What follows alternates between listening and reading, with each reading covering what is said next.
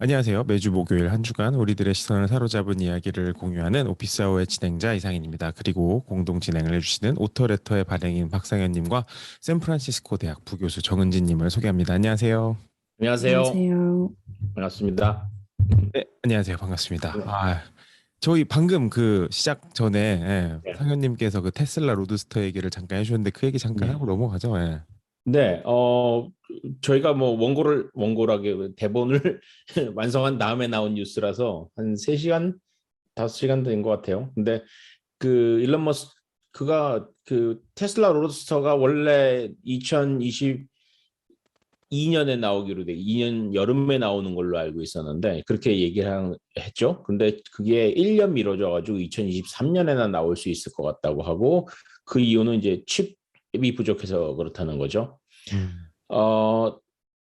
이게 테슬라에 들어가는 칩이 다른 일반 자동차보다 더 많을까요? 일단 가솔린 차에 비하면 칩은 뭐 훨씬 더 많이. 당연히 그렇겠지만 다른 네. 전기차에 비해서 많은 건 잘 모르겠네요.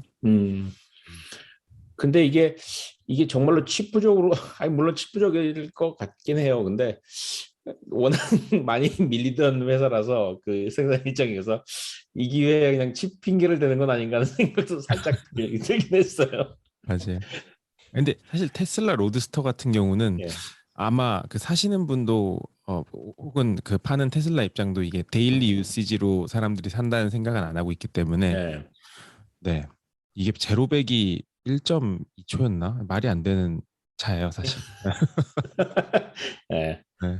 근데 이번에 그 뭐죠? 모델 S 플레이드도 그 리뷰하는 그 너무 놀라는 표정들이 다들 이렇게 나와가지고 역시 네. 상상을 초월하는 속도. 네, 맞아요. 그래서 만족감. 네. 네. 아니 그 얘기를 하더라고요. 그렇게 그 동물 같은 속도를 내기 전에 그물 같은 속도를 내기 전에 그 핸들을 똑바로 앞으로 일직선으로 해놓으라고. 음, 네, 그렇지 않으면은 바로 뒤집어지니까 굉장히 위험하죠. 그런 장면 많이 나오잖아요. 네. 슈퍼카 처음 타본 사람들이 그걸 엑셀에 있는 대로 밟고 핸들 꺾어가지고 차 뒤집어지는 장면 많이 나오는데 이게 이제 그런 차죠. 맞아요. 이게 그 뭐지? 2초 미만이면 2초 그보다 그 네, 0 to 60 마일이 빠르면 2.1초인가 하여간 그 기준이 있는데 네, 그런 스피드 테스트하는 트랙에서 낙하산을 뒤에 매달아야 된다는 거예요. 음, 제동을 하기 위해서. 근데 그게 양산차인데 슈퍼카도 아니고 네. 1.9초니까 엄청나죠. 누가 얘기하는 걸 들었는데 그렇게 그 정도 속도가 나오면은 이런다 그러더라고요. 빨리 달리는 느낌이 아니라 누가 자기를 이렇게 확 미는 것 같대요. 그러니까 이 몸을 밀어가지고 의자에 부딪히는 느낌이 더 강하다는 거죠. 속도가 난다기보다. 맞아요. 충분히 무서운 것 그럴 수 같아요. 있어요. 네. 네. 저는 기대는 됩니다. 한번 뭐 네. 하진 못하겠지만 그래도 보는 재미는 있을 것 같아요. 나오면. 네. 네. 그렇습니다. 저희 그 버즈 네. 토픽스 들어가기 직전에 잠깐 네. 저희 공지 하나만 하고 넘어가죠. 저희 네. 다음 주 방송이 또 그 저번에 저희가 그 오피스 아워 인 샌프란시스코로 실리콘밸리였죠. 예. 네. 그렇게 스페셜 에디션으로 꾸려봤었는데 다음 주 방송도 사실 스페셜 에디션으로 꾸려지게 됐어요. 그 제가 뉴욕에 다음 주 이제 레이벌데이 위켄드 껴가지고 가게 됐는데 거기서 이제 또 재미난 분을 초대해서 이야기를 나누면 어떨까 하다가 그 제 주변에 어떻게 1년 만에 그 유튜버 인플루언서가 되신 대단한 누님이 하는 분 계세요. 빅시스라고. 그래서 요즘 그 퍼스널 브랜딩, 그 개인의 브랜드화라는 측면에서 되게 재미난 이야기도 많이 나눌 수 있을 것 같고 그렇다면 이제 개인의 브랜드를 어떻게 시작할 수 있고 또 발전시킬 수 있을까 이런 얘기 같이 나눠보면 너무 재밌을 것 같아가지고 네. 다음 주는 빅시스님을 스페셜 게스트로 모시게 됐습니다. 와, 기대합니다. 제가 물어볼 게 굉장히 많습니다. 네. 예, 아마 저도 뭐 나중에 홍보를 하겠지만은 아마 관심 갖는 분들 굉장히 많을 것 같아요. 특히 미디어 쪽에 계신 분들이나 특히 뉴미디어 쪽에 계신 분들 아마 관심 많을 거고 그래서 제가 아마 페이스북에 따로 그 질문을 받으려고 하는데 예, 한번 좀 많은 질문 받아가지고 짧은 시간에 그냥 다 물어보는 걸로 해보죠. 좋습니다. 네. 그리고 그 방송은 이날 그 웨비나 대신에 저희가 그 오피스 아워를 올리는 채널이죠. 제 개인 그 생스터 TV 채널을 네. 통해서 라이브로 같이 클럽하우스와 함께 동시 송출할 예정이니까요. 뭐 유튜브 라이브는 다들 잘 아시잖아요. 거기 통해서 의견 라이브로 주고 받으실 수 있고 하니까 링크는 생성되는 대로 함께 올리도록 하겠습니다. 네. 네. 좋습니다. 그럼 버즈 토픽스 한번 들어가 보죠. 네. 제가 먼저 소개를 할게요. 첫 번째 주제인데 오늘 나온 뉴스였어요. 이것도 오늘 오후에 나온 건데 그 팟캐스트의 황제죠. 전 세계적으로 가장 팟캐스트로 큰 돈을 벌고 있고 가장 많은 팔로워를 갖고 있는 조 로건이 코로나19에 걸렸습니다. 이게 참 이렇게 돈이 많고 그또 백신이 넘쳐나는 미국에서 다른 나라들은 백신이 없으면 못 맞는데 그런 사람이 코로나19에 걸렸다는 얘기는 근데 여기서 먼저 밝혀둘 거는 아직 본인이 그 코로나 백신을 맞았다 안 맞았다는 얘기는 하지는 않았어요. 그런데 모든 증상이나 이런 걸 봤을 때는 그 사람은 안 맞은 게 거의 분명해 보이는 건데 이제 그럴 만한 이유가 이제 이 사람이 지난 3월인가 4월쯤에 나와서 그런 얘기를 했거든요. 젊고 건강한 사람은 백신 필요 없다. 그 말을 하는 바람에 이제 뭐 난리가 났었죠. 이 미국 그 CDC나 이런 데서 당신같이 인플루언서가 그런 소리 하면 되느냐 그래가지고 금방 취소는 했는데 이 사람의 자세는 계속 그거였어요. 그 이후로도 그냥 뭐 맞는 건 자유다 이런 식으로 얘기하고 괜찮다는 식의 그 자세를 계속 견지를 했거든요. 맞는 걸 권하긴 하는데 뭐 그래서 저 사람 안 맞았구나 하는 걸 누구나 다 알고 있었죠. 근데 그 다음 자기가 그거 걸렸다는 거를 확인하고서 이제 며칠 만에 이걸 밝혔는데 그 사이에 이 사람이 그 몇 가지 치료를 받았어요. 미국에서 그 코비드 걸리면 받는 치료가 그 맵스라고 이게 이게 뭐죠? 제 약자가 틀릴 수도 있는데 모노크롬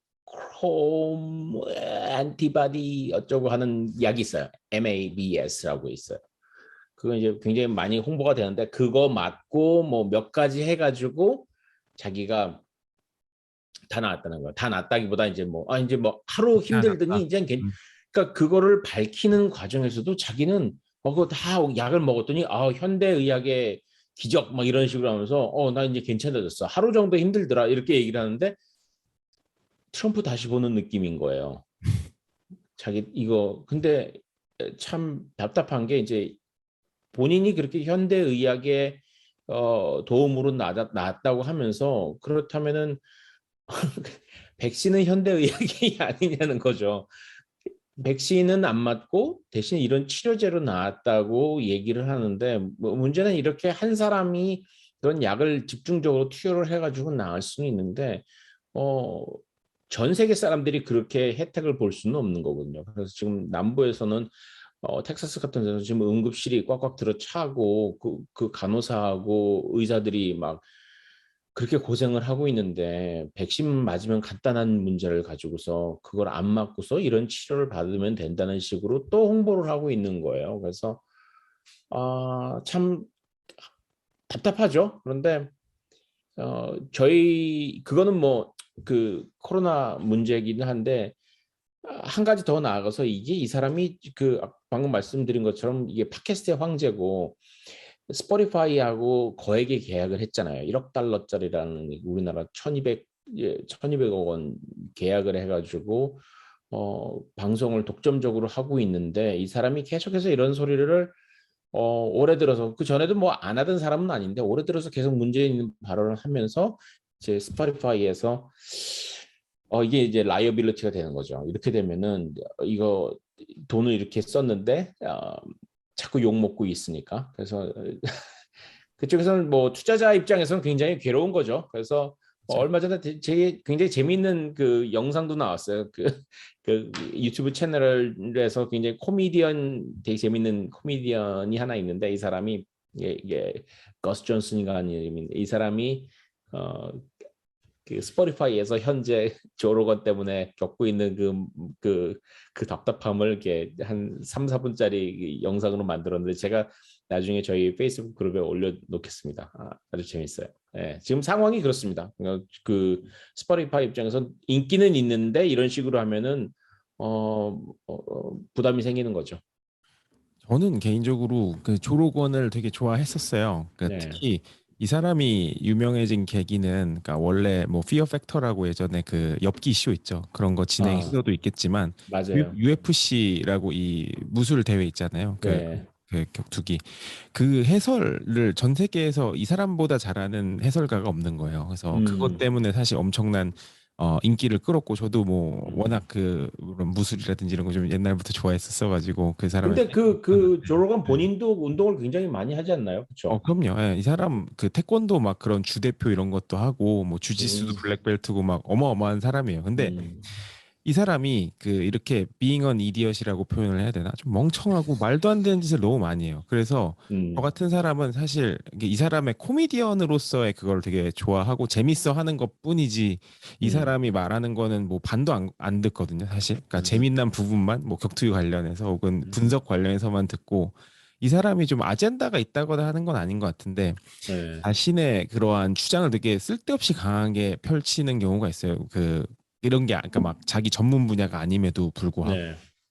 근데 이게 이 사람이 이제 상현님도 좀 말씀하셨지만 스포티파이의 거액을 받고 가기도 했었고, 근데 문제가 되는 건 이 인플루언서라서 큰 문제가 되는 것 같아요. 그러니까 전문가가 아닌 그냥 영향력을 가진 사람일 뿐인데 이 사람의 영향이 안 좋은 쪽으로 너무 많이 흘러가는 경우도 많으니까 음. 좀 이런 거는 좀 문제가 좀 심각한 것 같아요. 예. 네. 그렇습니다. 네. 좀 답답한 소식이었습니다. 처음부터. 네. 그러면 뭐 다음 소식으로 한번 네. 넘어가 보도록 하죠. 저희 중국, 뭐 많은 분들이 중국 관련 뉴스 저희가 많이 소개해드려가지고, 뭐 익숙하실 텐데 이번 주에 어마어마한 소식이 하나 떠가지고, 이거는 안 얘기할 수가 없겠더라고요. 네. 그 중국 당국이 18세 미만 청소년들의 게임 시간을 제한하는 거를 또 발표를 했죠. 그래서 월요일에서 목요일은 게임 절대 못 하고요. 그 한 주에 3시간만 주말에 음. 1시간씩 금토일 이렇게 할 수 있다고 발표를 했는데 이게 재미난 게 한국이 8월 달에 그 네. 악법이라고 이제 불렸었던 게임 셧다운제 다운제. 강제적 셧다운제죠. 사실 셧다운제가 두 개가 있어요. 강제적이랑 그 선택적. 근데 음. 강제적은 요번에 8월에 드디어 철폐가 됐었는데 중국이 갑자기 난데없이 이거를 또 제안하는 바람에 그 상현님도 페이스북에 쓰셨던데 이제 막 학부형들이 이제 중국 그렇게 해야 되는 거 아니냐 막 이런 소리 나올 판인데 글쎄요 이게 아니 좀 나오고 예, 있다고 하더라고요. 누가 그 댓글을 다셨는데 거기에 네. 기사가 나왔는데 학부모들 사이에 중국 부럽기는 처음 이렇게 아 써놓은 거예요. 그러네요 참 이게 또 웃긴 게 지금 분위기가 중국이 게임뿐만 아니라 뭐 연예계 빅테크 다 지금 어떻게 보면은 몽둥이를 사정없이 휘두르고 있는 중이잖아요. 네. 그래서 뭐 마윈이랑 친분이 되게 깊은 것으로 알려져 있는 뭐 여배우 자오웨이 같은 사람도 최근에 며칠 인터넷에 전에 사라졌다 그러고. 예, 어. 동적이 사라졌다고. 예. 뭐 지금 뭐 프랑스에 도피해 있다 뭐 여러 설들이 있는 것 같아요. 좀 찾아보니까. 근데 이제 이런 게 또 일맥상통하는 그런 부분이 그 몇 가지가 반 시진핑 정서를 이런 연예계나 게임 혹은 빅테크에서 이제 조성되는 걸 차단하겠다라는 아. 공산당의 이러한 이제 취지가 있는 것 같고 또 빅테크 기업을 최근에 두드려 잡을 때 공동부유론이라고 해서 부의 재분배 뭐 이런 거를 자꾸 막 강조를 하고 있었잖아요. 네. 그래서 뭐 이런 것들이 다 연결이 되고 있는데 또 한국 회사들이 또 이런 게임 관련해서는 항상 피해를 받을 수밖에 없어요. 그래서 음.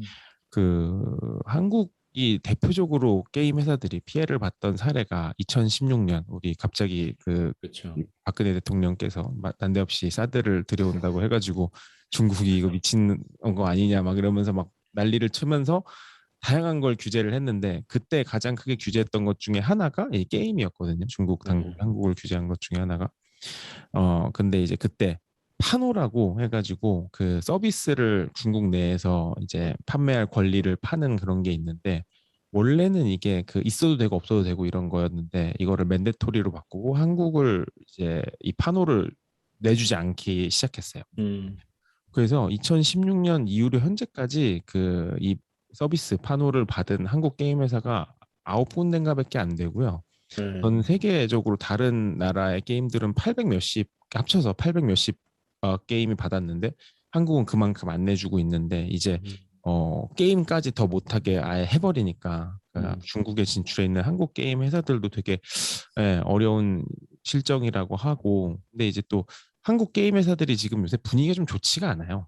그러니까 아, 중국은 계속 골치 아파왔는데 한국은 그 사실 뭐 저는 게임을 아직까지도 좀 사랑하는 입장에서 그 한국의 게임과 다른 이제 서구권이라고 해야 되나 특히 미국이랑은 결이 되게 다르거든요. 음, 그 한국은 다 PC방 문화, 그 PC 게임 위주인데 미국 같은 경우는 콘솔 게임 위주예요. 예, 그래서 그 한국의 뭐 대표 게임 리니지 이런 거 미국에서 거의 안 해요. 그러니까 음, 아무도 안 하진 않겠지만 음, 사실상 극소수만 하는 그런 수준이기도 예. 하고 그래서 좀 뭔가 이러한 전반적으로 돌아가는 모습들이 최근에 또 한국에서는 NC 소프트가 또 떡락을 하기도 했었고 뭐 여러 아, 가지로 한국의 게임 산업이 좀 안 좋아지는 또 계기가 되지 않나 뭐 이런 생각도 좀 들기도 하는 느낌이 있어요. 근데 중국에서 규제를 하는 게 그 온라인 게임이잖아요. 근데 중국에서 근데 사실 뭐 무슨 콘솔이라고 해도 결국 온라인 아닌가요? 그렇죠? 요즘은 그렇죠. 점점 예. 더. 예. 예. 그래서 어떤 분이 이제 그걸 지적을 하셨는데 온라인 게임에만 국한이 되면 다른 게임들은 어떠냐 그러신 지적이 있었는데 온라인 게임 말고 그냥 다른 오프라인으로 이 정도로 그 인기가 있는 게임들이 요새 있을까요? 없어요.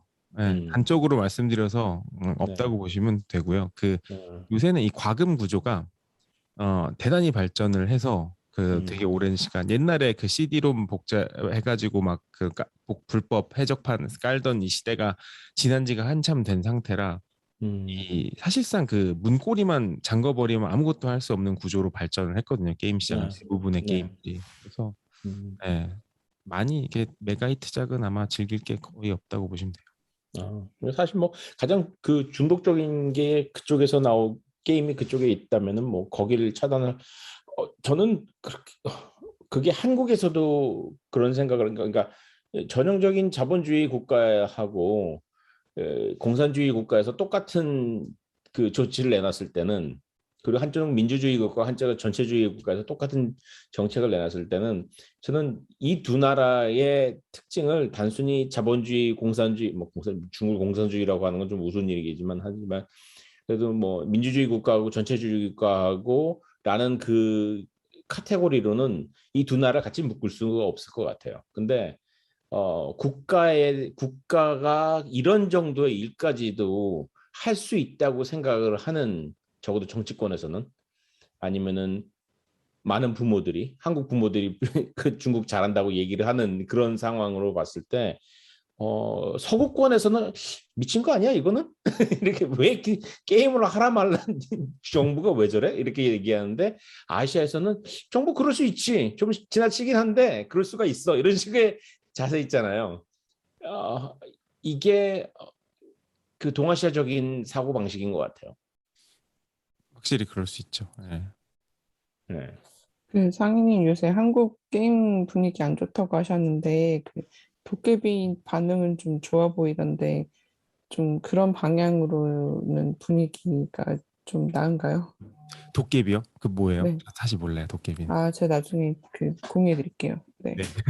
근데 게임입니까? 요새 그 게임이 제일 안 좋다고 말씀드린 배경은 그 NC 소프트가 막 비장의 무기라고 내놨던 그 불소2라고 있는데 네. 그게 사실상 아무도 안 하는 뭐 그런 게임이 돼버려 가지고 이게 그 주가에도 엄청 반영이 된 게 애널리스트들이 그 하루 매출을 30억인가를 잡았는데 그 절반도 안 나오고 막 이런데요. 그러니까 어. 그리고 앱스토어 막 1위 바로 엄청 막 해버릴 거다 이랬는데 1위도 뭐 했었나? 약간 너무 시원치가 않으니까 기대와 막 이게 너무 갭이 크고 그리고 점점 뭔가 한국 게임사들과 한국 게이머들 간에 그런 어떻게 보면 신뢰관계까지도 뭐 좀 깨지고 있는 뭐 그런 요즘 분위기라고 예, 많이 봤어요.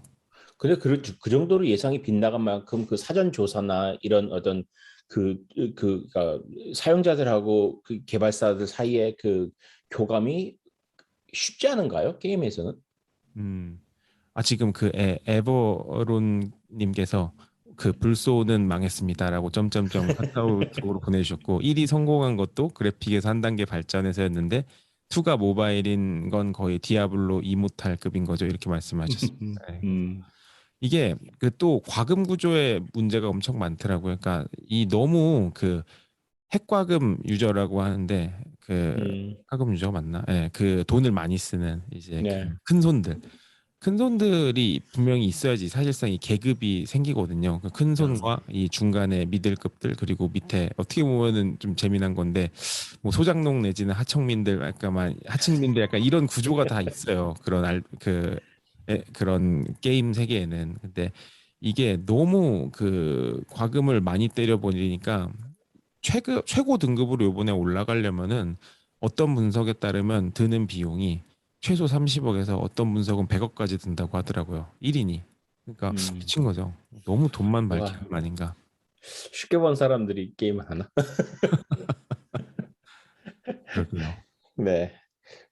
뭐 게임 거기서 좀 이어가지고 다음 소식도 좀 뭐 이미 유명해지긴 했는데요. 이제 제가 그 사실 지난주에 그 조선일보에다 글을 쓰기도 했는데 한국이 소위 저는 이 이름은 별로 좋아하지 않는데 구글 갑질 방지법이라고 하는 이 법이 한국에서 사실 이제 통과가 됐잖아요. 통과되기 직전에 이제 통과된다 그러면서 이제 뉴스가 나오기 시작했고 이게 한국의 위상도 좀 커진 건 사실이고요. 이게 워낙 상징적인 사건이고 해가지고 지금 해외에서 어제 오늘 굉장히 많이 보도가 됐어요. 그래서 한국이 앱스토어를 뭘까 단속이라고 하기엔 힘들고 이제 앱스토어에서 인앱 결제를 하는 거를 뭐 그 강제할 수 없게 하는 법을 통과시킨 것 때문에 지금 해외 언론에서 굉장히 많은 이야기를 하고 있고 특히 지금 애플하고 전쟁을 벌이고 있는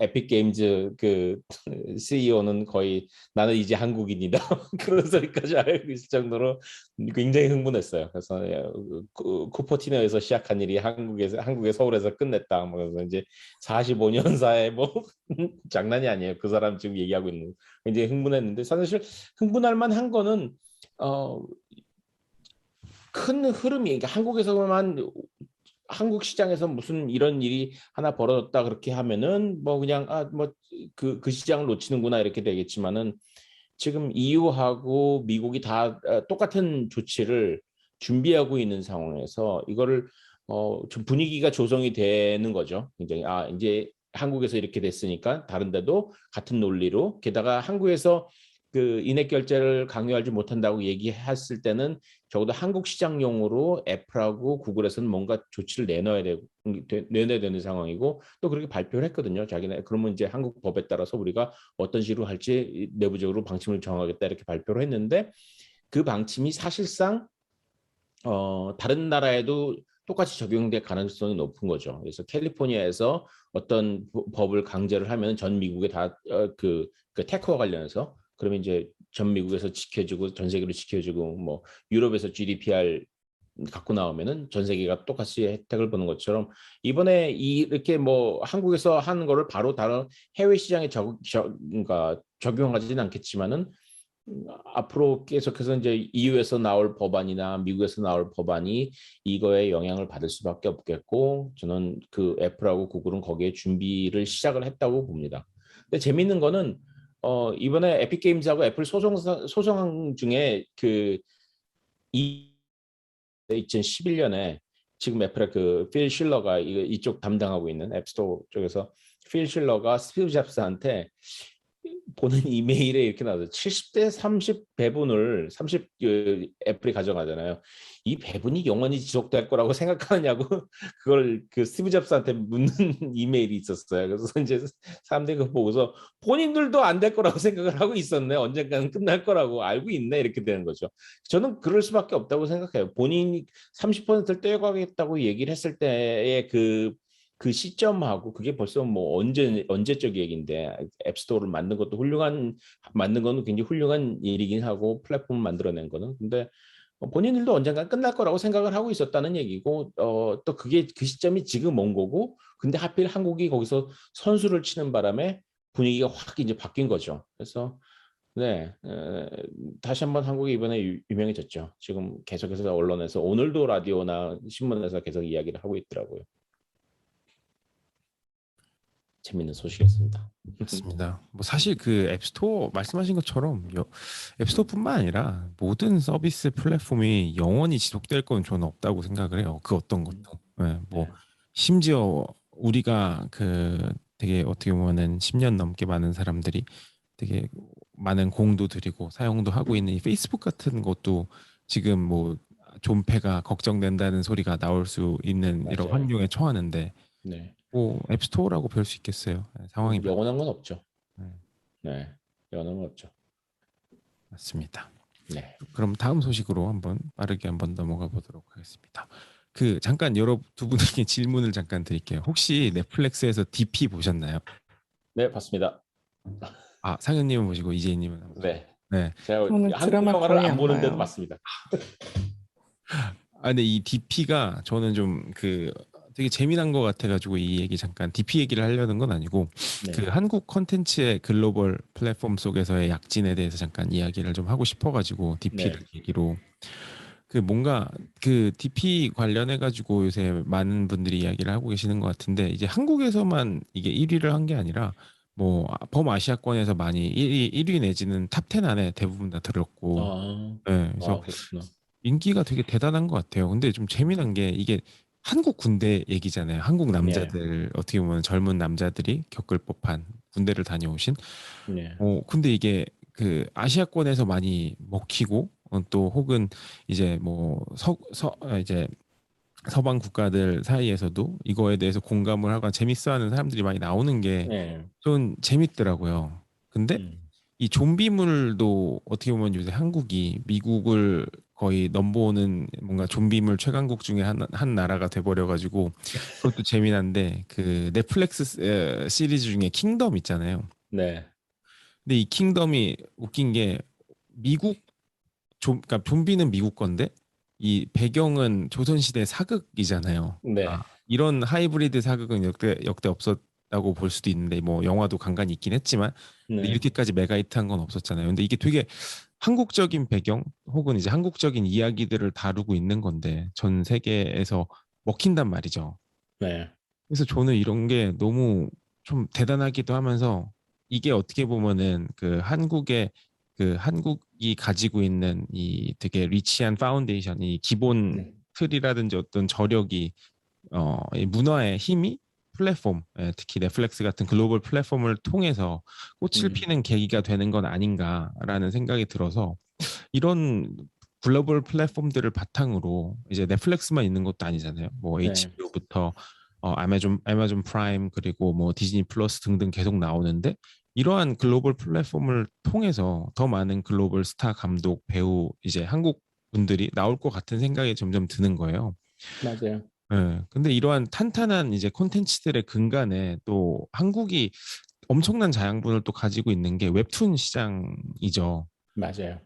웹툰이 저는 한국 웹툰이 저도 뭐 많이 보진 않았지만 그 엄청난 것 같아요. 그러니까 네. 웹툰 아직 뭐 영화화되지도 않았지만 1,000억대 매출을 올리는 웹툰들도 있고 그리고 이러한 어떻게 보면은 웹툰 시장 자체가 컨텐츠의 그 성패를 검증할 수 있는 플레이그라운드가 이미 되어 버리니까 네. 여기서 성공한 콘텐츠를 영화화 혹은 드라마화하고 여기서 성공한 뭐 드라마나 영화가 나중에 게임으로 출시되고 이러한 생태계가 점점 발전이 되는 그런 구조인 거예요. 특히 뭐 넷플릭스가 이번에 실질적으로 게임으로 진출한다고 말도 했고 행동으로 이번에 그 Stranger Things 기묘한 이야기 게임을 네. 모바일로 런칭도 했어요. 그래서 음, 이런 거 보면은 그 되게 이러한 한국 컨텐츠들의 약진이 돋보일 것 같고 특히 저는 그 카카오 엔터테인먼트가 되게 그 회사에 큰 기대가 좀 되는 게 이런 걸 되게 그 맥락을 잘 짚고 필요한 회사들을 어떻게 보면 딱딱 그 어떻게 보면은 M&A를 하거나 만들거나 네. 해가지고 이제는 그 어떻게 보면 엔터테인먼트 컨텐츠 혹은 뮤직 이런 모든 관련 비즈니스를 장악할 수 있는 유니버스를 좀 구축하는 회사인 것 같아서 예, 네. 뭐 저는 그래서 카카오는 그냥 뭐랄까 어떤 느낌이냐면 컨텐츠 쪽으로 어, 자리를 좀 잡아야 될 것 같고 다른 플랫폼은 모르겠어요. 플랫폼은 좀 아, 플랫폼을 구축하기에는 활용 능력이 좀 떨어지는 느낌이고 오히려 컨텐츠 쪽에서 더 실력을 보일 수 있을 것 같고 지금 굉장히 빠르게 움직이고 있잖아요. 그래서 이게 회사가 이쪽에다 무게를 싣고 있구나 생각이 딱 드는데 그래서 저는 그냥 카카오는 컨텐츠, 네이버는 어, 이커머스 쪽으로 나가면 어떨까? 그게 음, 이제 주력이 돼가지고 양분을 하면은 괜찮을 것 같은데 저는 저는 개인적으로 생각하기에 좀 너무 지나친 얘기일 수도 있을 것 같은데 솔직히 저는 한국의 다음 뭐 지금 이제 카카오 웹툰이 됐지만 그 네이버랑 다음이 갖고 있는 카카오 갖고 있는 그 웹툰의 콘텐츠는 사실 시간이 지나면은 디즈니 못지 않을 것 같거든요. 디즈니가 지금 갖고 있으니까 정확하게 말하면 디즈니의 마블 같이 이렇게 그 만화책을 기반으로 성장하는 건 이미 일단 모든 마블 시리즈들이 그 출발이 굉장히 옛날 거잖아요. 20세기 중반 정도에서 시작을 대부분 하는데 그런 면에서 봤을 때 저는 앞으로 웹툰으로 활용한 그 영화까지 이어지고 게임으로 이어지는 거는 이제는 앞으로 그냥 성장할 일만 남은 것 같아요. 그리고 요즘에 말씀하신 것처럼 요즘에 나오는 그 한국 콘텐츠의 그 품질이 그냥 단순히 예전에는 그냥 어떤 감독 하나가 되게 잘했거나 어떤 작가가 특이한 거를 하나 만들어낸 수준에서 잘했다면은 이제는 그래서 이 DP 보시면은 그냥 이게 시스템이 딱 만들어졌다는 느낌이 들잖아요. 뭐 조명, 뭐 음향, 뭐 촬영, 뭐 조연 연기 이게 다 일정 수준을 다 넘어서니까 이거는 여기에 시스템이 존재하는구나 하는 생각이 들어서 심지어 저는 자막도 이번에 되게 재밌었어요. 음, 저는 자막을 되게 켜놓고 보기 때문에 한글 자막도 봤는데 이래서 거기서 한국에서 얘기할 상병님을 그 군대에서는 그 상병님이라고 하고 상뱀 이러잖아요. 네. 병장님들 그 줄여가지고 다 그래서 일뱀 상뱀으로 번역을 그 자막을 아예 그렇게 해놨더라고요. 일뱀 상뱀. 어, 네. 이것도 정말 뭐랄까 하나의 그 그냥 한국식 컨텐츠의 그 룰이 딱 세팅이 되는 느낌? 음, 자막까지도 재밌었어요. 맞아요. 여러모로. 뭔가 이거를 억지로 번역하려는 것보다 그렇게 그냥 네. 한국식 표현을 쓰는 것도 좋은 것 같아요. 가령 네. 그 이런 현상이 많이 일어나는 게 우리 그 메뉴 보면은 음식점 가서 네. 메뉴 보면은 엉터리로 영어 번역된 거보다 그냥 한국말 발음으로 써놓은 게 낫잖아요. 가령 맞아요. 막 육회 식스타임 이런 거보다 그냥 육회로 써놓고 예, 그런 것처럼. 네. 근데 이제 이 말씀 나누는 도중에 그 에브론님께서 그 재팬 애니메이션의 강력한 경쟁자가 될 수도 있고 뭐 여러 가지를 음, 말씀해 주셨는데 저도 100% 동감해요. 저는 음, 재팬 애니메이션의 황금기는 80년대에서 2000년대 초반에 이미 끝났다고 보고요. 예. 음, 요새는 한국 애니메이션이 또 어마어마한 것 같아요. 최근에 어떻게 보면은 그 재팬 애니메이션의 그 전설이죠. 애니메이션 중에 전설 그 에반게리온이 아마존 음, 프라임에 1, 2, 3편이 다시 그 리메이크라고 해야 되나? 조금 내용도 바뀌고 뭐 이렇게 살짝 음. 살짝 바뀌어서 나왔는데 생각해 보면 그걸 아직까지 우려먹는다는 게 저는 예, 좀 다음 이런 작품이 잘 안 나왔다는 반증일 수도 있죠. 네, 맞아요. 그러니까 물론 이제 뭐 진격의 거인이라든지 뭐 혹은 음. 원피스 뭐 이런 거 원피스 아직도 하나요? 예. 뭐 하여간 대단한 게 많이 있지만 예전에 그 강렬함은 아니라 이거죠. 예. 여전히 대단하지만 근데 우리나라에서 만든 애니가 이렇게 세계적으로 인기가 있는 게 지금 있어요? 네. 우리나라에서 만든 애니메이션이 세계적으로 인기가 있었던 게 있나요? 사실 그래서 애니메이션 자체로 인기가 있었던 거는 그 일본 애니메이션만큼은 없었던 것 같고요. 근데 웹툰 기준으로 봤을 때 이 아까 상현님께서도 말씀하셨던 이 시스템이 잡혀 있는 것 때문에 웹툰으로 시작해서 이러한 글로벌 컨텐츠 플랫폼으로 확장돼서 성공하는 케이스들이 점점 나오고 있다라는 측면에서 좀 되게 고무적인 것 같고, 근데 음. 애니메이션이나 그런 웹툰 자체로 뭐 사실 에반게리온이랑 비교할 만한 작품이 아직 나오진 않았죠, 전혀. 예. 음. 사실 저는 에버런님이 라바 얘기해 주셨는데 아동용 애니메이션은 아, 맞다. 사실은 되게 많이 나와 있어요. 라바. 프랑스의 왕구점 가면 한국 그 라이센스된 장난감 막 장난 아니게 많이 있고 막 이렇거든요. 아, 네, 근데 유럽에서 통하나 보죠? 네, 무슨 슈퍼윙즈 그거 프랑스에서 되게 인기 있었고, 나 로보카폴리 그 라바 지금 말씀해 주셨는데 라바도 꽤 넷플릭스에서 잘 나가고 지금 나가고 있는 것 같고, 음. 근데 그런 아동용이 아닌 그런 애니메이션은 기술력이 없는 건 아닐 텐데 안 나오는 걸로 봐서 저는 웹툰이 있는데 애니가 안 나오는 건 좀 감독의 그 부재? 약간 이런 느낌이 음. 있거든요. 제가 또 한동안 어렸을 때 애니 열심히 봤었는데 감독이 바뀌면 진짜 확 망하더라고요. 그래서 음. 네, 저는 약간 웹툰 시장이 잘 되는 거 너무 좋고 웹툰에서 드라마나 영화가 잘 되는 것도 너무 많이 보고 있고 너무 좋은데 거기서 애니까지 나오나? 잘 모르겠고 음. 그리고 사실 애니메이션 시장은 일본이나 한국이나 뭐 어디를 불문하고 아동용 말고는 지금 현재 뭐 그렇게 아주 잘 되진 않잖아요. 픽사 말고는 아이엘엠도 거의 뭐 없어졌고 저 애니메이션 잘 모르겠고 제가 사실 궁금하다라고 생각하는 건 이게 과연 뭐 게임까지 갈 것인가? 그러니까 저는 웹툰에서 드라마가 되고 웹툰에서 영화가 되는 게 어떻게 보면 약간 단발성이잖아요. 아예 음. 마블처럼 세계관이 되지 않는 다음에는 음. 그래서 지속적인 돈벌이가 되려면 약간 이런 그 약간 세계관을 만드는 좀 이렇게 그런 게 나와줘야 될 텐데 그게 뭐가 될까? 음. 아직 잘 모르겠는데 물론 저도 이제 나오면 좋겠죠. 음. 맞아요. 그 세계관이 있어야지 계속 우려먹을 것도 새로운 캐릭터도 음. 나오고 뭐 다양한 이야기가 음. 쏟아지니까. 근데 결국에는 근데 이 패스를 따라가다 보면은 게임 나온 다음에 또 그러니까 이게 세계관이 확장되고 나면은 게임 나오고 그 놀이동산 나오고 그 기념품샵 나오고 막 이런 건 확실히 생길 것 같아요. 그러니까 뭔가 음.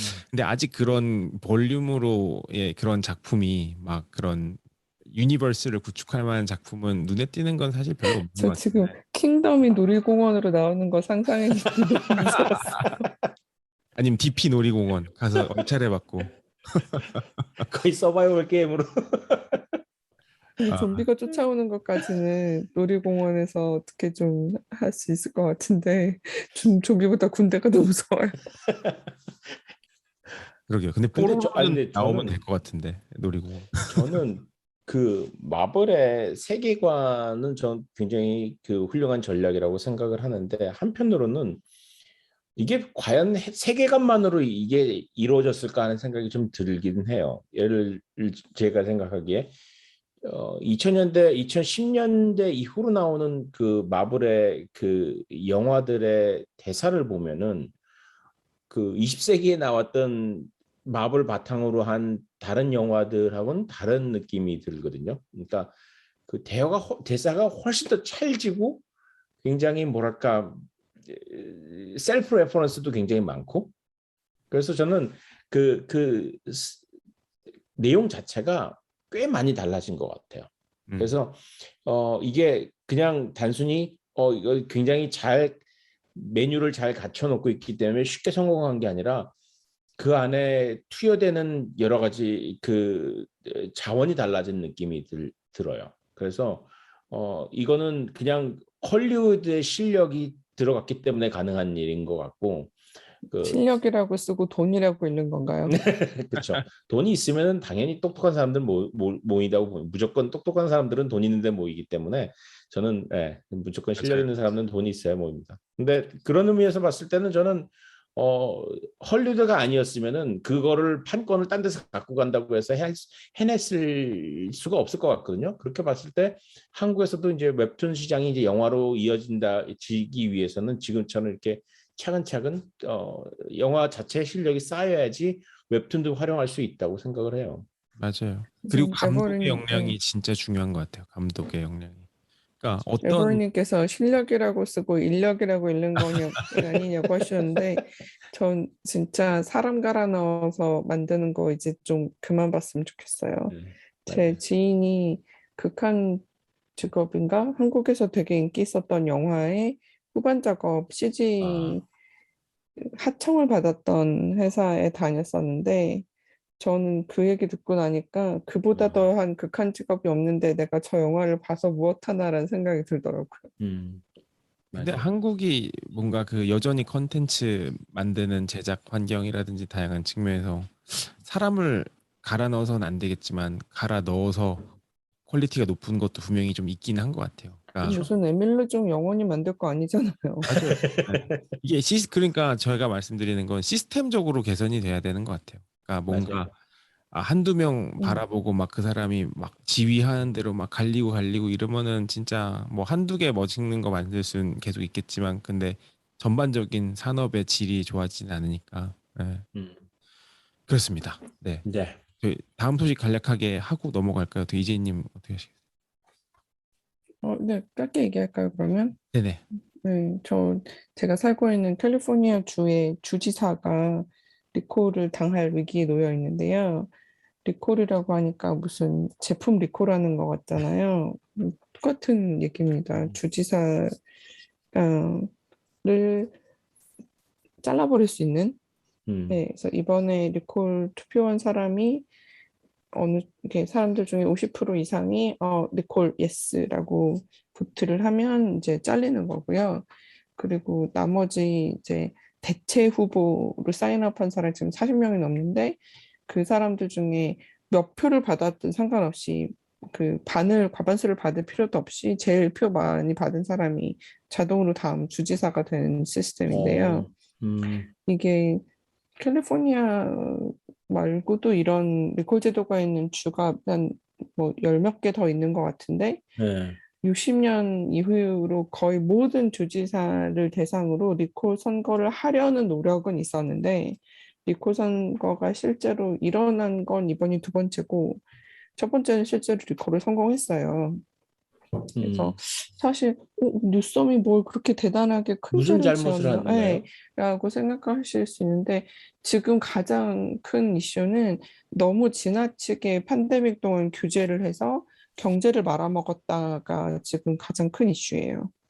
근데 그 되게 아이러니한 것이 본인이 그렇게 주장을 했는데 정작 이제 마스크 쓰고 집 밖에 나가지 말라고 막 그러고 바로 돌아서서 자기는 프렌치 런던이라고 1인당 거의 한 60만 원 하는 그런 좋은 데 가서 로비스트들이랑 밥 아, 먹었다라는 게 이렇게 밝혀지는 바람에 저 자식 자기는 하고 싶은 거 다 하면서 우리는 이렇게 먹고 살기 힘들게 아, 만들었다라는 이런 여론이 이렇게 확 붙었어요. 그리고 실제로 이제 굉장히 많은 공화당 쪽에 사람들이 리코 음, 선거를 위해 돈을 대기도 했고 네. 그래서 지금 9월 14일까지 우편으로 계속 투표 받고 있고 그날 이제 당일 음, 투표도 가능하고 그래서 그 다음에 결과가 나올 텐데 어, 사실 지금 캘리포니아의 팬데믹 숫자가 꽤 좋은 편인데 델타 때문에 조금씩 올라가고 있는 것도 사실이거든요. 음, 그래서 팬데믹 때 너무 규제를 해서 경제를 말아먹은 죄로 이 주지사가 탄핵이 되면 그 그렇죠. 다음에 코로나 숫자가 확 올라가면 그 다음에 어쩔 거지 약간 이런 예. 생각도 들고 예, 좀 약간 흥미롭습니다. 그럼 다른 플로리다 주도 주지사를 마찬가지로 똑같이 영향 그거 보고서 네. 이거 내 목숨을 부지하기 위해서는 차라리 규제를 안 하는 게 않겠냐는 쪽으로 결론이 나겠죠. 네, 그러니까 사실 플로리다나 텍사스 주지사들이 그런 정책을 밀어붙이고 있죠. 음, 안타깝네요. 그러니까 이게 저는 코로나가 분명히 엄청난 이제 사태이긴 하지만 인재라고 보는 게 이런 분들 덕분에 그러니까 계속 코로나가 진정이 안 되는 것 같아요. 그러니까 맞아요. 음, 사람 휴먼 에러가 계속 반복되니까 네. 잡. 이번에 워싱턴 포스트에도 났는데 그 마린 카운티라고 되게 부자들이 사는 동네, 뭐다 부자는 아니지만 비교적 부유한 백인이 많이 사는 동네에 백신 접종률이 낮은 편이에요. 그러니까 그 코로나 전에 이미. 그런데 코로나 백신 자체 접종률은 그래도 꽤 높은 편이었는데 거기에 선생님 한 사람이 백신을 맞지 않고 델타 변이에 걸려서 그 선생님이 말하는 위치에서 그 책상 그 앞에 앉은 학생들, 그 아, 학생들의 가족들, 그 학생들의 형제자매들을 아, 통해서 또 이 번진 게 이번에 쫙 그림으로 나왔는데 한 명이 백신 안 맞은 것 때문에 얼마나 지금 아이들은 백신 맞고 싶어도 맞을 수가 없으니까 얼마나 커뮤니티에 큰 민폐를 끼칠 수 있나요? 아니 아주 이게 작년에 이런 일이 일어났으면 모르겠는데 이걸 맞아요. 그걸 고스란히 다 겪고 이제 9월이 됐는데 1년 다 지나고 9월까지 됐는데 똑같은 일을 계속해서 반복하고 있으니까 어, 그 뭘까 이 학습 능력이 여기까지인 것 같아요. 어떤 느낌이 이 사회의 음, 학습 능력은 여기 이 정도 아닌가. 근데 이게 네. 양상이 두 가지로 나뉘었잖아요, 완벽하게. 그러니까 맞는 사람은 맞고 안 맞는 사람은 뭐 뭔 일 있어도 안 맞겠다. 음, 이게 제가 그 코비드 케이스 얼마나 사람들이 미국에서 퍼센테이지로 맞았나 이걸 봤어요. 아까 그랬더니 1차 접종은 60%가 조금 넘고 네, 완벽하게 fully vaccinated 된 사람은 한 50% 가량 돼요. 근데 네, 재미난 거는 한국을 봤거든요. 한국은 어떨까? 네, 한국은 1차 한 50% 맞았더라고요, 벌써. 근데 2차가 30%예요. 그러니까 그 말은 미국 같은 경우는 백신이 남아돌아도 안 맞을 사람들은 계속 안 맞겠다라는 주의로 남아 있기 때문에 이 1차 맞은 사람과 2차 맞은 사람의 이 폭이 좁고 음, 한국은 백신 공급이 안 되니까 네, 1차랑 그 2차의 갭이 좀 큰 거예요. 음, 근데 미국은 저는 그 완전 백신 70%까지 가는 게 시간이 되게 많이 걸릴 것 같아요. 아, 네, 지금부터. 네, 하여튼 사실 그 herd immunity는 포기한다는 게 제가 보기엔 전반적인 분위기인 것 같고 네, 그러니까 제가 가르치는 사람 입장이니까 이 가르치는 사람의 입장에서 되게 약간 아이러니하다고 느끼는 것이 그 작년에 처음 이제 인퍼슨 스쿨 시작하고 나서 아이들을 학교에 다시 받고 나서 죽은 선생님들도 꽤 있어요. 네, 왜냐하면 그때 아직 백신이 잘 공급이 안 되고 있었을 때였기 때문에 그것 때문에 코로나 걸려서 죽은 선생님들도 실제로 있고 그렇게 서베이 같은 거 해보면 일찍 리타이어 하거나 아니면 직업을 바꾼 사람들도 되게 많이 있고 실제로 그런 고민을 한 사람들도 되게 많고 그게 뭐 초등학교부터 사실 대학 교수까지 다 있거든요. 왜냐면 이 그렇죠. 저도 지금 교실에서 학생들 가르치고 있지만 불안감이 없지는 않아요.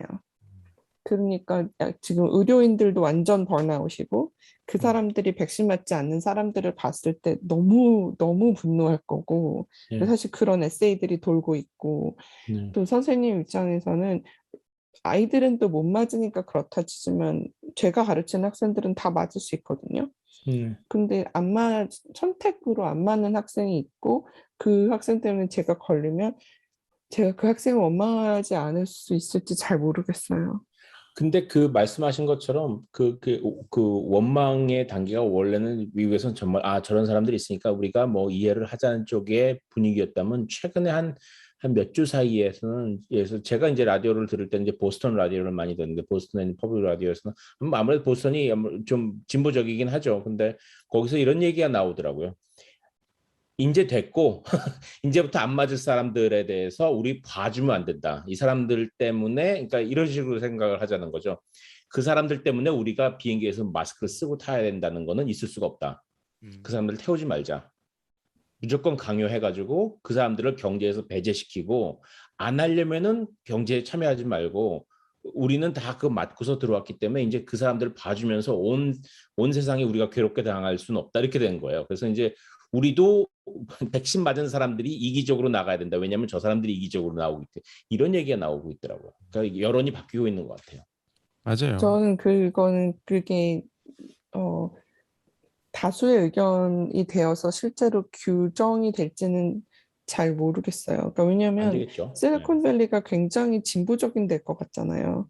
네. 그렇지만 실리콘밸리에서 되게 팬데믹 초기에 정말 신문 한 면을 다 이렇게 광고로 해서 너네가 이렇게 강력하게 규제해서 경제를 얼마나 말아먹고 있는지 아느냐, 너네가 서민들을 죽이고 있다. 정말 거의 그런 톤의 광고가 나올 정도였거든요. 음. 그래서 저는 오히려 지금 말씀하신 거는 어느 정도 그 지역적인 특성일 것 같고 오히려 이렇게, 이렇게 쫙 나누어지는 네. 디바이디드네스가 점점 더 심해진다는 느낌이에요.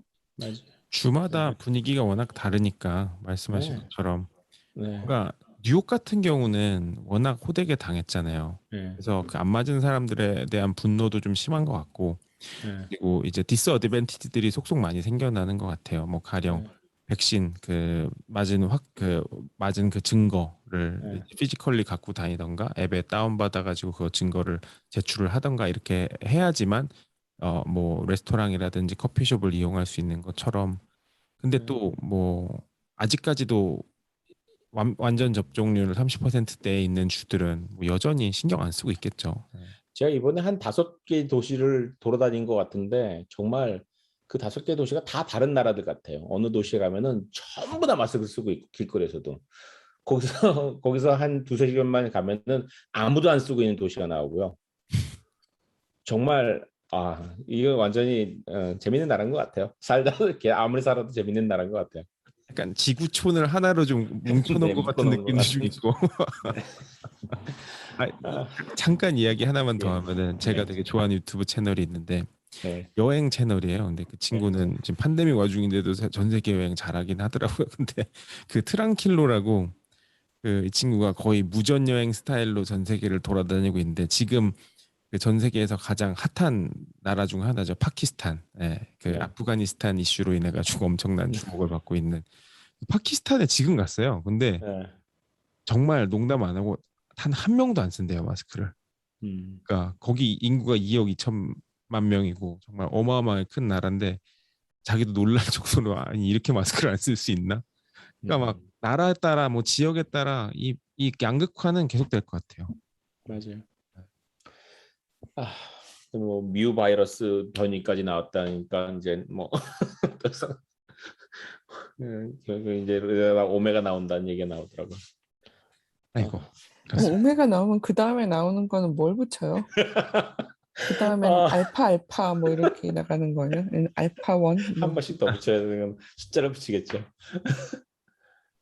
그렇죠. 농담합니다. 아, 아니면 그 알파 third 뭐 그렇게까지 가면 안 되는데 네, 아, 그렇습니다. 네. 네.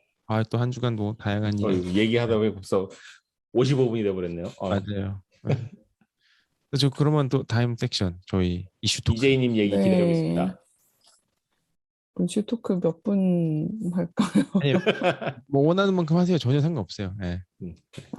네.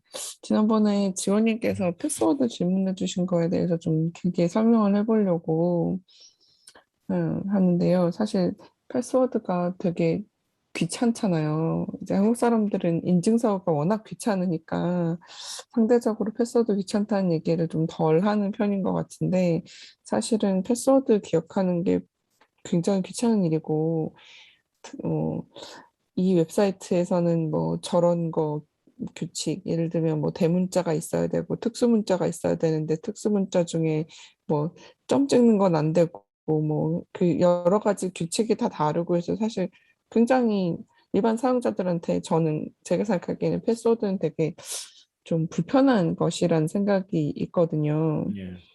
그래서 굉장히 이제 유저버 세큐리티라고 해서 사람들이 쓰기 편한 보안 제품 내지는 이제 보안 어떤 이렇게 세팅이라든가 환경이라든가 제품이라든가 이런 거에 대한 연구를 하는 그 아예 그 리서치 영역이 따로 있는데 거기서 오랫동안 연구한 결론이 패스워드라는 것은 참 사람들이 안전하게 쓰기에는 어렵다. 왜냐하면 패스워드를 기억하기 어려우니까 같은 걸 여러 군데다 다 쓰게 되는데 그러면 한 군데만 털리면 다른 데가 다 털리는 거라서 네. 더 이상 안전하지가 않거든요. 그래서 안전한 방법으로 사람들이 패스워드를 쓰는 거는 굉장히 어려운 일이다라는 결론이 이제 거의 한 10년 전에 나와 있고, 그래서 다른 방법으로 어떻게 좀 인증을 할 수 없나 이런 연구도 많은데, 예를 들면 무슨 이제 상현님 하시는 오터레터 같은 건 제가 이메일 주소를 넣으면 이메일로 이제 매직 링크라고 해서 네. 클릭하면 이제 자동으로 로그인이 되게 하는 네. 그런 것들을 많이 써요. 근데 사실 매직링크도 완벽한 솔루션은 아니거든요. 네. 저는 제가 쓸 때는 뭐 그다지 불편하지는 않은 것 같아요. 제가 추가로 하나 더 외워야 될 필요는 없으니까. 근데 간혹 이거 불편하다고 하시는 사용자분들이 좀 있어요. 이게 일단 뭐 로그아웃이 되면은 다시 하면 또 이메일 들어가야 되는데 나는 외울 수가 있는데 이거 왜 이렇게 되느냐. 그래가지고 저희 나름대로 좀 고민을 좀 했어요. 그래서 지금 그런 그 일부 사용자들이 있기 때문에 이걸 무시할 수는 없는 것 같고 그래서 개발자가 좀 더 간편한 로그인을 지금 개발 중에 있거든요. 네, 예. 일부가 편하다고 네, 해서 다른 사람들이 또 맞아요. 편한 것도 아니더라고요. 네, 이게 모든 수요 문제가 사람에게 있어서. 편리한 그런 건 없다고 생각하시면 될 것 같고요. 잠시만요.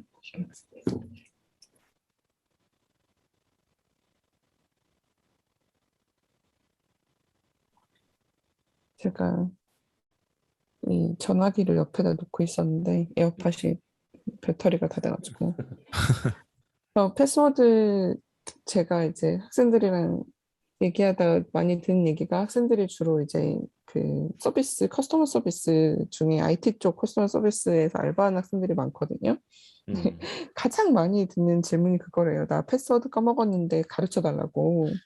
네. 그럼 근데 프로토콜이 어떻게 거기, 되나요? 네? 프로토콜이 어떻게 되나요? 그런 질문을 받으면은.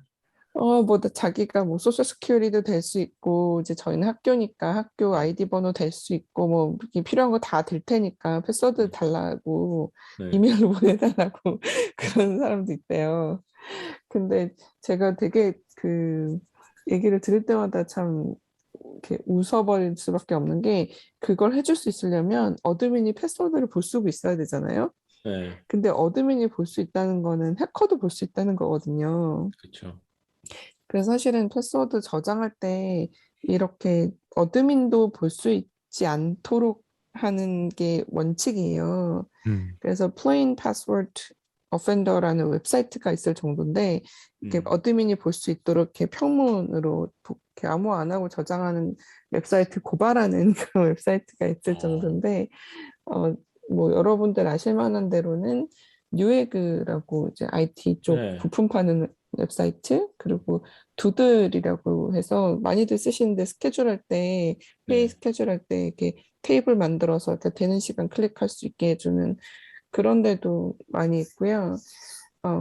또 뉴에그가 베드백스 앤 그런가요? 비욘드 같은데 사람들 많이 이제 주방용품이나 육중용품 그런 데들이 다 패스워드를 다 평문으로 저장해서 문제가 됐었거든요. 네. 그래서 이렇게 다 패스워드라는 게 약간 공공재가 되는 그런 느낌이 있었어요. 우리나라 주민등록번호 공공재 되는 느낌으로. 그래서 중국 사람들 다 알잖아요, 우리나라. 네, 네. 사실 제가 그 리서치할 때 반쯤 장난으로 주민등록번호 검색을 해봤거든요. 네. 그 레인지 검색이 있어요. 네. 그래서 뭐 한 1970년 1월 1일부터 뭐 1980년 1월 1일까지 이런 식으로 검색이 원래 됐었어요. 그 검색을 했더니 주민등록번호가 진짜 확 뜨는 거예요. 음. 되게 당황한 적 있었는데 그래서 그렇게 알려진 패스워드들도 워낙 많고 그래서 패스워드 재사용하시는 거는 가, 뭐 웬만하면 하지 않으시는 게 좋고요. 혹시 그 유퀴즈 보신 분들은 유퀴즈에 화이트 해커가 한번 나온 적 있었는데 그 사람한테 우리가 뭐 하면 좋겠냐 한 개만 얘기해달라 했는데 그분이 그 얘기 하셨어요. 같은 패스워드 쓰지 말라고. 한 글자라도 다르게 해도 좋으니까 같은 패스워드 쓰지 말라고. 근데 우리 다니는 웹사이트가 얼마나 많은데 그걸 다 외우겠어요. 그렇죠. 그래서 보통 패스워드 매니저를 쓰라고 권하는데요.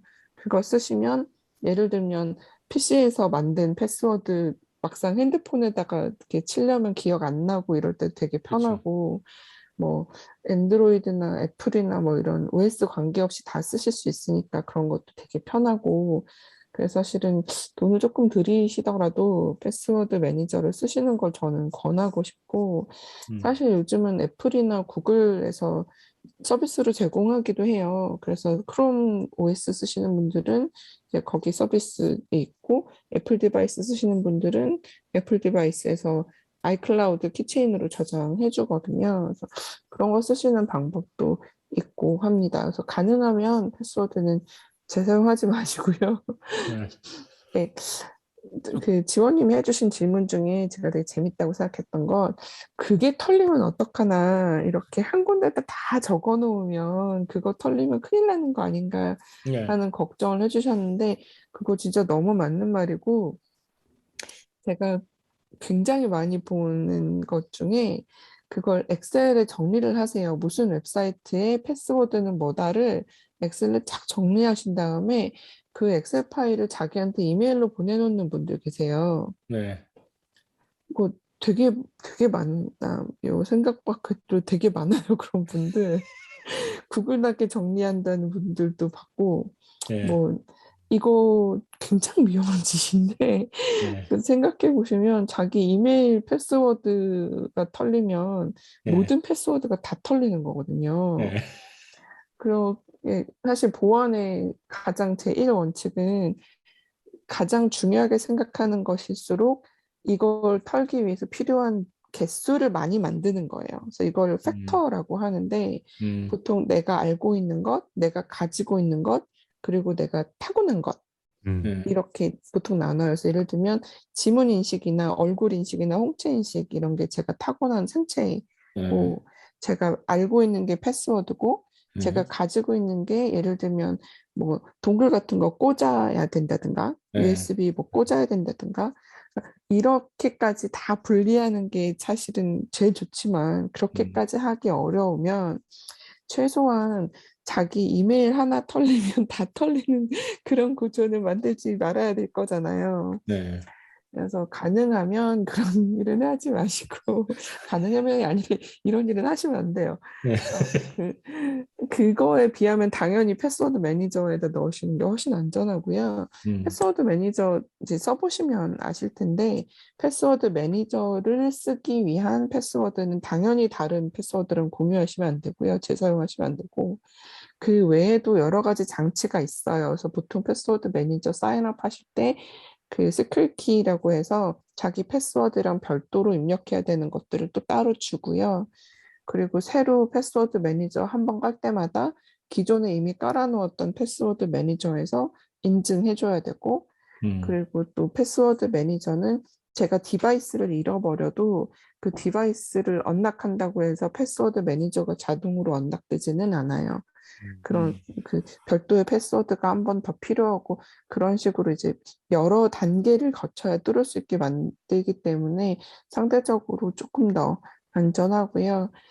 이제 클라우드가 털리면 어떡하나라고 걱정하시는 분들도 계시는데 물론 그 걱정에 근거가 전혀 없다고는 못하겠지만 제가 보기에는 패스워드를 재사용하시는 게 리스크가 10배 이상 더 큽니다. 사실 지금 그 이재희님이 해주신 이 보안 관련해서 개인 보안 관련해서의 이야기를 듣면서 영화가 한 편 생각나는 게 그 인셉션 있죠. 그 네, 인셉션의 그 사람 머릿속에 있는 걸 털기 위해서 삼중으로 네, 네. 그 머릿속 보안을 뚫고 들어가잖아요. 네. 네. 근데 그런 거 같네요, 완전. 예. 이건 여담인데, 그래서, 이거는 지금 이제 디클래시파이드인 것 같아요. 얘기해도 될 것 같아요.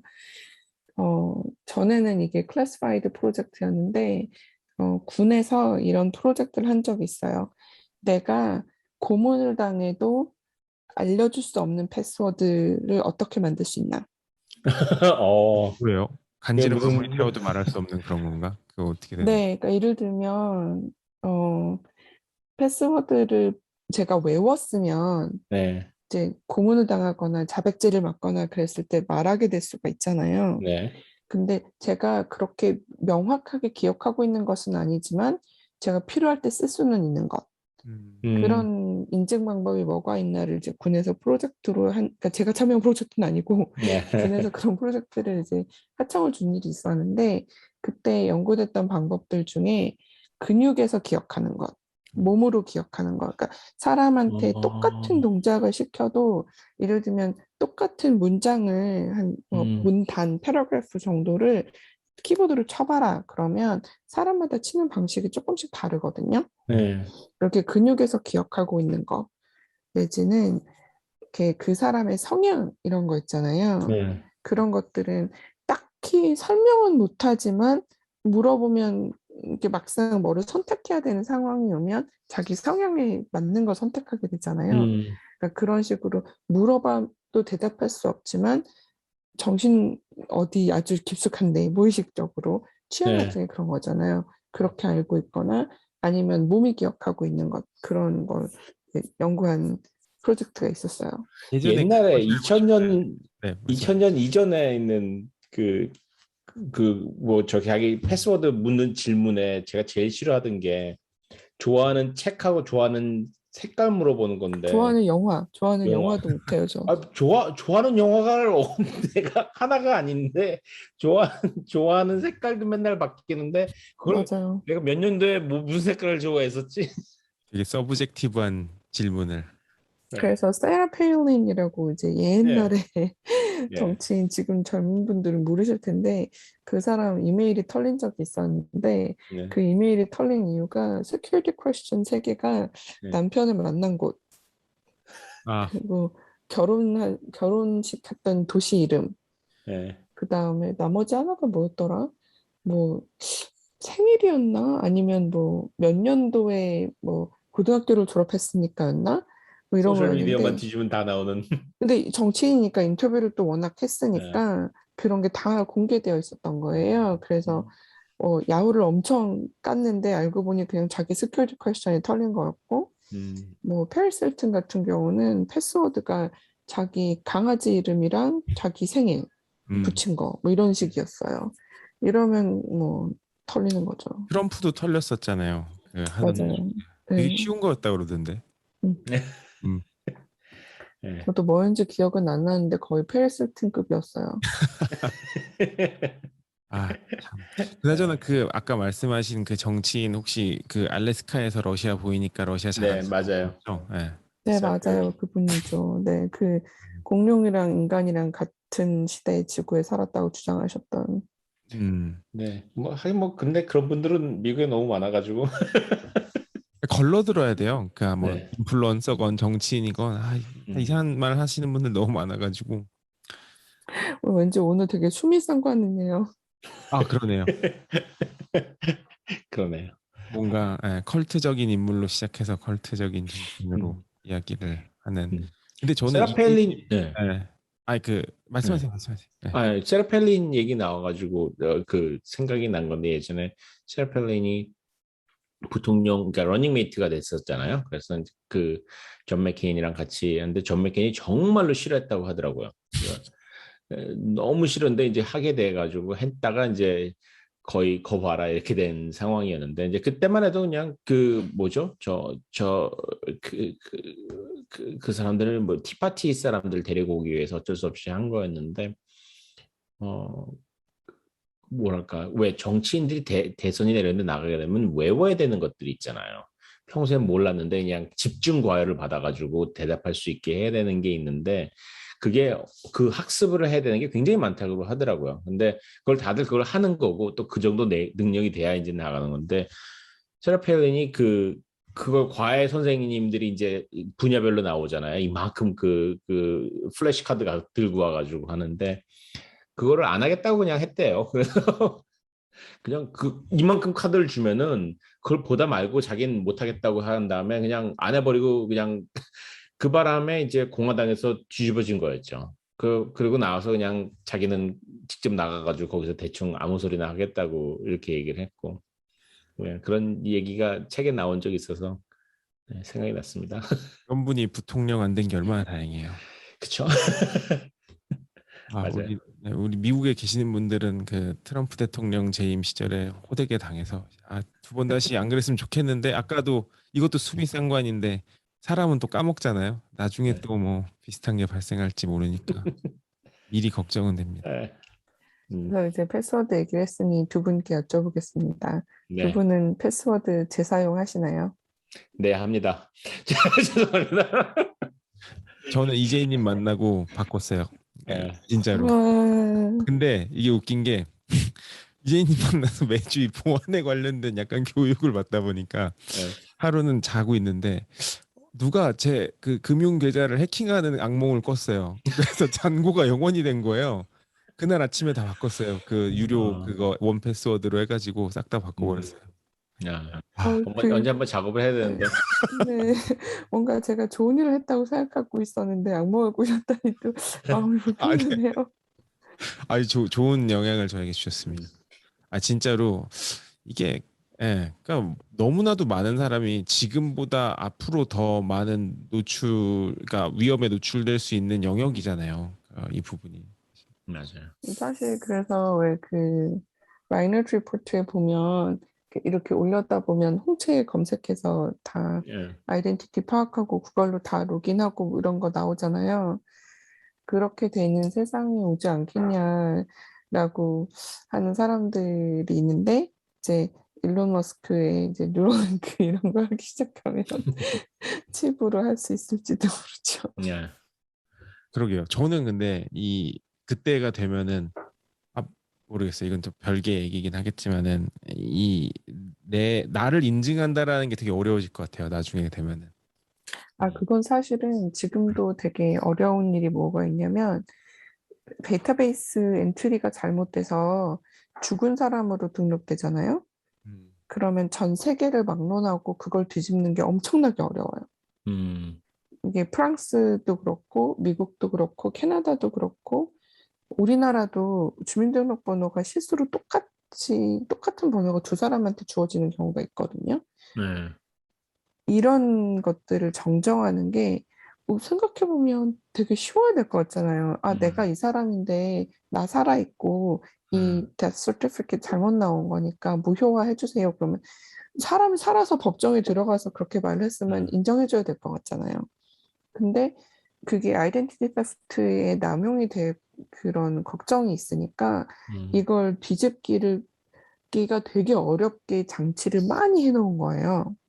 왜냐면 그렇게 해야 다른 사람이 죽은 사람의 신원을 도둑질해가는 게 어려우니까 화차라는 영화에 그런 얘기 나오는데 그것 때문에 그걸 워낙 어렵게 해놔서 실제로 에러가 생겨서 그런 결과가 나왔을 때 뒤집을 수가 없어서 아무것도 할 수가 없는 거예요. 취직도 안 돼.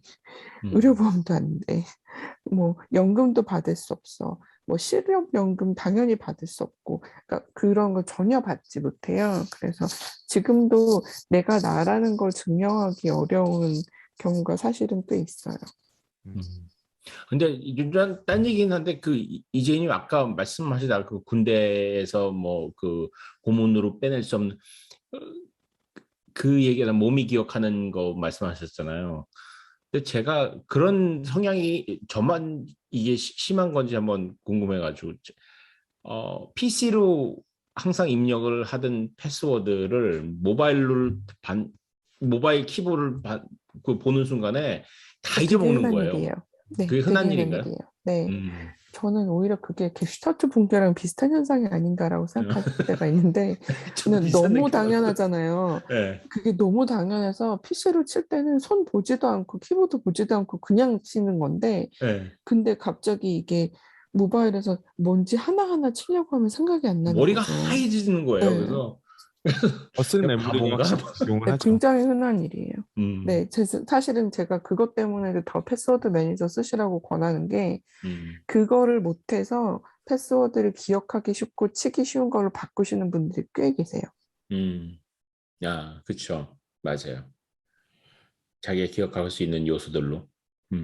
근데 또 그 하나 요새 프로블럼 중에 하나 저도 겪은 건데 그 인증 수단 그 투 팩터 그 어센티케이터를 이렇게 자기 모바일로 등록하는 경우가 많잖아요. 네, 구글 계정 중에 제가 네. 예전에 하나 등록했었던 거가 안 쓰다가 다시 쓰려고 들어갔더니 인증을 하려는 거예요, 핸드폰으로. 음, 음, 근데 예전 번호인 거죠. 그래서 다른 방식 뭐이 복구 이메일이라든지 이런 거 하라고. 근데 그때 또 제가 한국에 있었거든요. 복구 이메일을 또 하려 했더니 그것도 막힌 거예요. 그러니까 뭐 방법이 없더라고요. 그래서 그 고객센터 이런 거를 구글 지메일을 아무리 찾아봐도 잘 없고. 그러니까 계속 그 링크 따라가다 보면 제자리 돌기 시키고, 그러니까 막 되게 복구하기 어렵게 해놨더라고요. 사실상 불가능해 맞아요. 놔뒀는데, 음, 예, 그런 경우에는 방법이 없나요? 그거 사실은 그래서 구글 커스터머 서비스가 그걸 잘 안 해주는 건지 못 해주는 건지 꽤 유명하고요. 그래서 뭐 구글 직원이 티켓 파일링을 해주면 도움이 된다 뭐 이런 유언비어가 있을 정도로. 음, 네. 그래서 저는 개인적으로 구글이 사실은 안 쓰는 이메일 계정 쫙 정리해서 음, 다시 나눠주는 것만 해도 꽤 많은 숫자의 이메일들 이렇게 사람들한테 쓸 수 있게 해줄 수 있을 것 같은데 그것 때문에 구글에서 되게 그 요새 그거 푸시 되게 많이 해요. 요새 만드는 지메일은 그 리커버리 이메일이나 셀폰 번호 등록 안 하시면 하라고 아마 굉장히 귀찮게 할 거예요. 음, 구글에서도 실제로 그런 얘기를 계속 많이 듣기 때문에 음, 그리고 스크립 그 백업 키 다운받아 두라고 그것도 잔소리 되게 많이 하고 음. 음. 전화로 그 인증을 하잖아요. 그 숫자 2개 보내주고 하는 거. 그거는 어느 정도로 안전한가요? 어 은행 관련 업무는 그런 걸로 하지 마시죠. 네, 이거 네, 구글에서 보통 제가 컴퓨터를 바꿀 때 네네네네. 이제 다른 컴퓨터를 쓸 때 잠시 이제 그 제 걸 그냥 그대로 그 구글 저기 계정으로 들어가가지고 네네네. 싱크를 하잖아요. 싱크해가지고 네, 쓰고 다시 완전히 다시 지우고 나오고 할 때가 네. 있는데 그 정도는 안전한 거겠죠? 얼마나 안전했으면 음, 좋으시겠어요? 음, 제가 싹 다 지우고 거기에 사용한 기록까지 다 지우고 나왔을 때 다른 사람들이 들어갈 수 없을 정도면 괜찮을 것 같아요. 그 컴퓨터 싹 안에서. 다 지운다는 게 뭐 네. 로그아웃하고 뭐 캐시 로그아웃 한 지우고 뭐 다음에 로그아웃 하고 나서 네. 로그아웃 하면 일단 그 제 브라우저 싱크된 거는 음. 없어지는데 그리고 로그인 했던 기록에 이제 그 남아 있는 거 그 계정 들어가 보면 이제 뭐그 사용자 들어왔던 남아 있는 게 있어요. 그래서 어떤 뭐 얼굴 없는 사용자가 뭐 몇 개 검색을 했고 갔다 하는 거 그걸 지우는 게 있거든요. 거기까지 그건 지우고 그냥 나와서 상현님 계정 안에서 지워지는 거잖아요. 그 게스트 계정 안에서 지워지는 거예요. 그 다른 컴퓨터에 게스트 계정 들어와서 그걸 싱크해 가서 사용하다가 그 게스트 계정에서 나올 때 그걸 다 지우고 나오는 거예요. 네네네네. 아, 제가 지금 말씀하시는 게스트 계정이랑 싱크한다는 게 정확히 어떤 의미인지 잘 모르겠는데 음, 그렇게 설명 안 하고 반대로 다른 사람이 상현님 지메일에 로그인을 하고 싶고 네, 그리고 그거에 로그인하기 위해서 다른 이메일 주소로 네, 그 투팩터 숫자를 받으신다라고 했을 때 네. 이 두 개의 이메일 주소는 다른 비밀번호를 쓰나요? 음, 그거 잘 모르겠어요. 두 이거 개의 두 개의 이메일, 비밀번호가 같으면 아무 의미 없죠. 음, 음. 네. 이게 제가 쓰는 환경인 거예요. 맥인데 맥 컴퓨터에 다른 사람의 맥 컴퓨터에 제가 그 게스트 계정으로 들어가서 거기서 제가 그 현지 보통 단 데서 쓰는 제 그 웹브라우저에 있는 뭐 이런 것들을 그대로 사용하고 아, 싶어가지고 네네네. 무슨 네, 얘기인지 알았어요. 네. 거기서 싱크해서 쓰다가 네. 그거 기록 지우고 그 게스트 계정에서 나오는 거죠. 네, 그걸 다 지우실 때는 그냥 네, 캐시랑 쿠키랑 이런 걸 싹 다 날리시면 사실 제일 좋고요. 네, 네, 그러니까 서치했던 그런 기록만 지우는 게 아니라 그건 이제 히스토리고요. 네, 히스토리 말고 이제 로긴 인포메이션 보통 쿠키에 남아 있으니까 네, 쿠키랑 이런 걸 싹 다 지우시는 게 제일 음, 좋고요. 그래서 그냥 네, 데이터를 다 지운다는 옵션을 음, 선택해서 다 날리시면 제일 좋은데 그거랑 별개로 이제 상현님의 이메일 계정에 들어가기 위한 패스워드가 패스워드다 치고 네. 그 다음에 이거에 들어가기 위해서 숫자 인증도 하시는데 그 네. 숫자를 받는 이메일이 또 따로 있다라고 했을 때 네. 이 이메일에 숫자를 받기 위한 패스워드도 패스워드면 네. 이렇게 두 개를 하는 숫자를 하는 의미가 그런 의미가 없잖아요. 없는 거죠. 네. 네, 그래서 이 세컨 팩터를 받는 계정의 비밀번호도 당연히 달라야 되고 그리고 이 세컨 팩터에 쓰는 이메일 계정이 뭔지가 알려져 있지 않으면 더 좋고 예, 그런 이제 몇 가지가 있어요. 지금 이제 에버님 말씀하셨던 어떤티케이터나 듀오 모바일 같은 거는 그걸 핸드폰에 앱으로 깔고 앱으로 보내주게 하는 거거든요. 그렇게 하면 이제 이 기기에 등록이 되는 거라서 한 기기밖에 그걸 받을 수 없어요. 네. 그래서 그런 점에서 조금 더 안전해질 수 있고 그리고 또 다른 거는 이제 여기서 만약에 제가 전화기를 잃어버렸다라고 해봐요. 네. 그러면 이 전화기를 잃어버렸을 때 이 전화기에서 뭘 알아낼 수 있나? 세컨 팩터가 전화기에 깔려 있으면 전화기를 잃어버리는 순간 이제 세컨 팩터에서 오는 세큐리티는 다 날아가는 거죠. 그렇죠. 그러면 이제 다시 이 이메일 계정의 패스워드를 알고 이 전화기를 가지고 있으면 이제 다 뚫릴 수 있는 건데 전화기를 잃어버리는 일은 흔하지 않으니까 괜찮겠지라고 생각하지만 사실은 이제 심 스왑이라고 해서 다른 심 카드에 제 번호를 포팅해가서 전화 그 계정 자체를 털어버리는 그렇죠. 그런 경우도 있어요. 그래서 뭐 그런 거 전부 다가 다 완전 하지는 않은데 이제 조금 더 어려워지는 이런 건 있죠. 네. 감이 안 올 것 같아요. 네, 그래서 제 심수업 이런 악몽을 걸 꿀 것. 막으시면 그 패스 코드를 걸어두시면 돼요. 이게 그 지금 사용하시는 통신사의 패스 코드를 말해야 심 카드를 바꿀 수 있거든요. 네. 그래서 그 패스 코드를 보통 설정 안 하시는 분들이 많은데, 크립토 자산을 많이 가지고 계신 분들의 경우에는 강력 추천합니다. 패스코드를 꼭 걸어두시기를. 왜냐면 크립토 쪽은 특히 앱으로 이렇게 인증하는 게 되게 많거든요. 그래서 꼭 패스코드 걸어두시면 좋습니다. 가능하면 길게. 꿀팁이네요, 꿀팁. 네. 정리되기 시작했습니다. 네. 저 무슨 괴담해드린 것 같은 내일 아침에도 악몽을 꾸고서 악몽을 꾸고 저처럼 무슨 귀신 얘기해드린 것 같은 느낌. 지금 들으시는 많은 분들이 아침에 아마 어떻게 악몽을 꾸고 일어나시지 않을까. 낯달린 꿈. 여러분이 악몽을 꾸지 않으시려면 오늘 이제 패스워드 설정을 해두시고 주무시면 돼요. 아, 맞아요. 아, 근데 진짜로 저도 그 원 패스워드로 싹 바꾼 다음에 좀 마음이 편해졌어요. 네, 좀 그런 건 있는 것 같아요.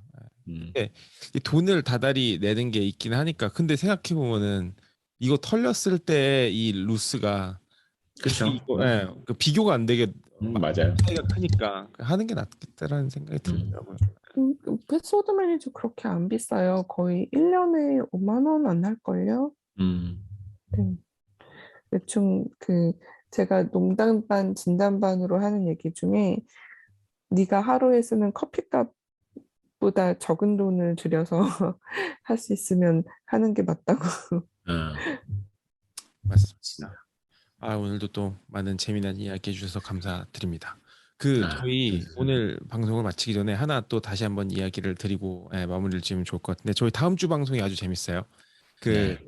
스페셜 에디션으로 꾸며지는데요. 저희가 저번 주가 아니죠. 죄송합니다. 그 실리콘밸리 에서 저희가 지난번에 방송을 했었잖아요. 그 오피스 아워인 실리콘밸리 스페셜 에디션으로 그때 김범수 트랜스링크 인베스트먼트 대표님을 초대해서 같이 스페셜 토크를 나눴었는데, 다음 주에도 스페셜 토크 2탄이 또 준비가 되죠. 저희 이번에 초대한 분은 개인이에요. 개인인데 두 아이를 키우는 또 엄마시기도 하시고 40대 중반에 여성분인데 저랑 되게 각별한 사이기도 하시고 저희 친누나 같은 그런 분인데, 어느 날 갑자기 유튜브의 세계에 입문을 하시고 1년도 안 돼서 26만 명의 팔로워를 보유하게 되셨고, 이게 홈트 플러스 리빙 이런 거에 관련해서 얘기를 하시는 분이기는 한데, 개인의 브랜드라는 측면에서 요새 되게 많이 이슈가 되고 있잖아요. 그래서 어떻게 하면은 개인이 브랜드로서 성장하고 또 발전시켜 나가는지 이런 이야기를 하면 좋을 것 같아서 다음 주에 그분들과 함께 이야기를 꾸려나갈 예정입니다. 사실 제가 무슨 홈트하시고 그런 분이라고 해가지고 나랑 접점 1도 없으시겠다. 되게 뭐 이렇게 낯설겠다. 막 이렇게 생각했는데 저희 사전 미팅을 했는데 너무 기대되고 너무 재밌을 것 같아서 약간 멋있으면 언니 이런 느낌? 실제로 나이는 제가 더 많을지도 모르겠는데 왠지 이렇게 딱 이렇게 언니라고 부르고 싶어지는 되게 멋있는 분이었어요. 엄청 기대하고 있습니다. 저도 기대를 많이 하고 있습니다. 네. 그분 성함은 이 빅시스라고 유튜브에 치시면은 영상들 쉽게 찾아보실 수 있고요. 실제로 해보시면 되게 좋고 재밌어요. 그래서 한번 해보시기를 강추드리면서 상희님 해주시나요? 저는 저보고 맞트레이드를 하자는 거예요. 자기네 영상에. 그래서 내가 출연하면 30초도 못 간다고 힘들어 안 한다고 했어요. 사람들이 좋아할 거예요. 아니에요. 저는 못해요. 아, 됐습니다. 네. 그럼 오늘도 너무 재밌었고요. 다음 주에 그러면은 저희 뭐 스페셜 에디션 뉴욕에서 진행되는 스페셜 에디션으로 찾아뵙도록 할 테니까요. 또 많은 관심 부탁드리고 다음 주에 뵙겠습니다. 네. 감사합니다. 네, 들어가세요. 들어가세요. 다음 주에 뵙겠습니다.